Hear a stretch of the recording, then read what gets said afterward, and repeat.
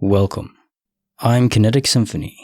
I hunt down and report on weird and true mysterious stories, from glitches to the paranormal. Case file number 1541, written by Sunnerth, time traveling into a 1950s town. Drove through a town stuck in the past. Okay, so this happened in April of this year. My mom and I were on a road trip in another state, driving on a state highway north of the major interstate, probably 60 or so miles. We wanted a better experience than typical highway driving, so it was a great scenic route. We were driving through vast swaths of farmland and small agricultural communities, spread out every 45 to 60 minutes of driving. So we're out there, if you will, hours away from the nearest big city. It was absolutely beautiful, by the way. I was a passenger just enjoying the scenery. About 3/4 of the way out to our destination, the speed dropped to 25, and the road took a hard blind left turn into a very small town. Unlike other agricultural towns where you see them on the approach, slow down, and drive through them, this one came up abruptly, and it kind of felt like the highway just dumped us into this town. It was very, very tiny, maybe 3 blocks total, and we were out. But what we saw was crazy. 50s themed diner, old gas station with the traditional pumps, a Wild West themed general store, and the craziest part, there were a handful of classic cars from the 40s and 50s that all appeared to be in great condition. It looked like they were just parked. There weren't any car shows or people walking around viewing them. My mom wanted to stop and get some coffee, but something in my gut was off, and I said, "Hell no, this place is freaky." She then made a comment that it felt like the place was right out of the 50s, and they've kept the theme going. To me, it was giving major sundown town vibes or something. I couldn't place a finger on it. Something was weird. It took all of 25 seconds to drive through and get back to a faster speed limit, and we were off. We wrapped the vacation up a few days later, and that was that. I've recalled that experience quite a few times these past few months, and finally, last night, I wanted to look into the place.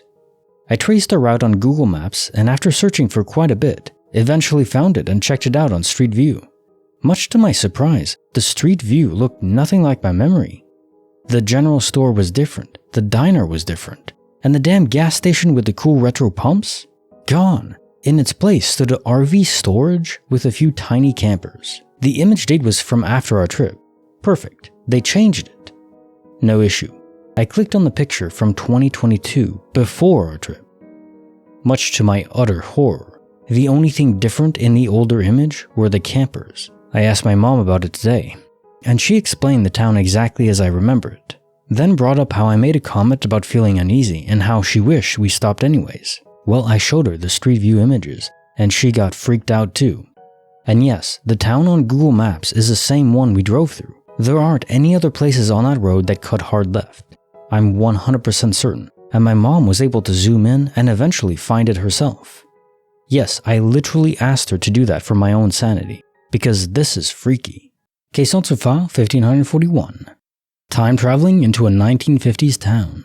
So space-time portals usually focus on specific areas that you have to physically pass through, a point in space and time.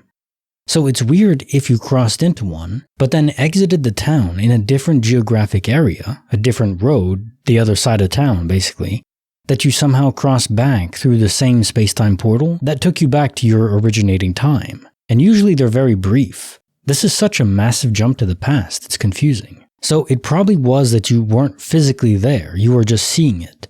There's other stories about people seeing towns that aren't even there. But sometimes the inhabitants of that town are aware that the people there don't belong, the yous, the visitors. It's almost like you're an accidental alien. Very bizarre. Case file number 1542, written by EmpressSharyl. The Lost Silver Necklace. When I was 6, my mom bought me this silver necklace. It was a really thin chain with a tiny silver dove pendant. I love that necklace. When I was in 8th grade, my older sister asked to borrow the necklace for her senior portraits. I told her no, because she was notorious for losing jewelry and in general being stupid with borrowed stuff.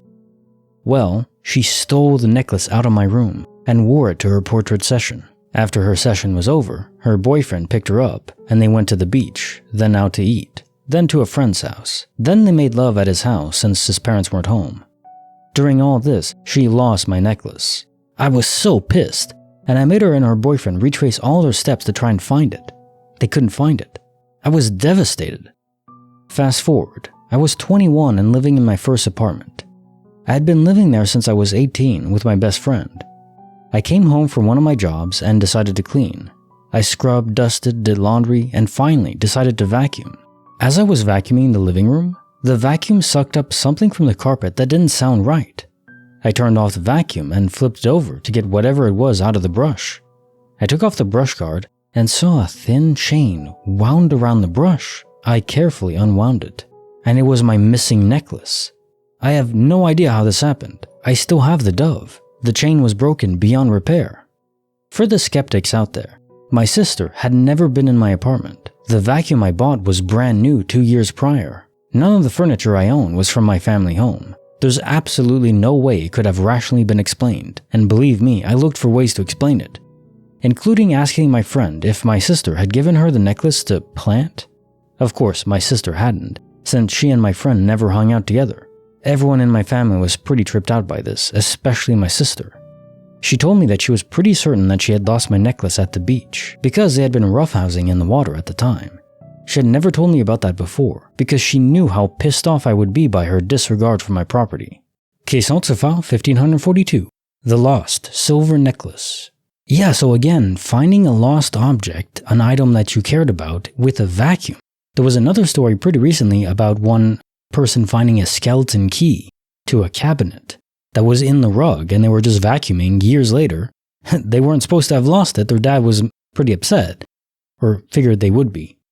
And he just found it there. So now a necklace too? Is there something going on with rugs or vacuums? Is there some way that the lower pressure environment makes it easier for an item to appear in? The thing is, the difference in pressure isn't that great, so maybe not, but with vacuums coming into play, we have to ask the question. Now time for the poem of the day. I'm lost in the forest, lost in the wood, surrounded by trees, encompassed in myth. Who lives in the forest? What lurks in the wood? Secrets surround us. What darkness is this? Folktales and heroes and things that are hid. Don't talk to strangers or get lost in the wood. Men of the forest, all dressed in green. Things we don't speak of, perils unseen. Keep to the path. If you pass through the wood, hear the trees whisper, beware of the wolf. Written by Andrew Green. For sure there are perils out in the world. It's one giant forest. And beware of the wolf, especially the wolf in sheep's clothing.